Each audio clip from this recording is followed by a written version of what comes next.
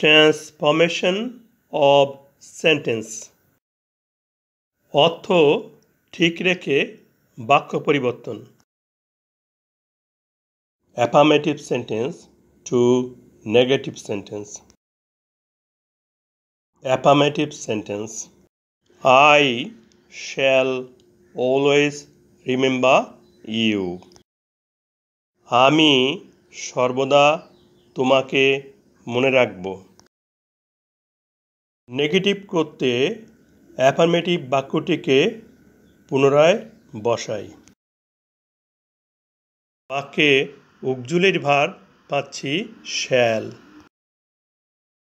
Auxiliary verb বা মোডালগুলো হচ্ছে am, is, are, was, were, have, has, had, do, does, did, can, could, may, might, shall, should, will, would, must, need, ought, used, dare।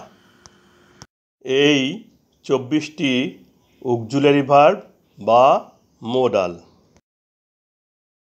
Auxiliary verb বা modal এর পরে not বসালেই বাক্যটি negative হবে।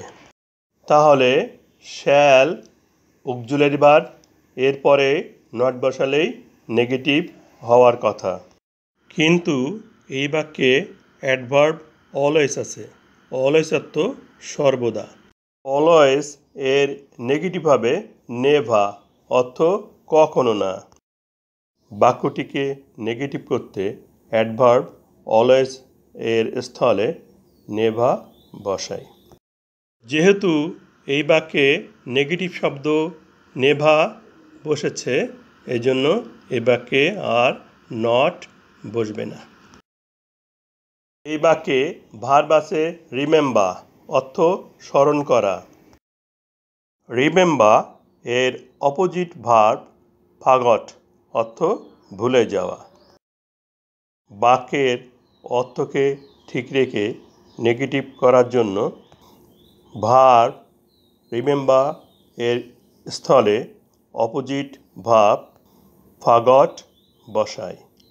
Negative সেন্টেন্সটি হচ্ছে I shall never forget you. আমি কখনো তোমাকে ভুলব না। বাক্যে নেগেটিভ শব্দ নেভা বসায় নট বসবে না।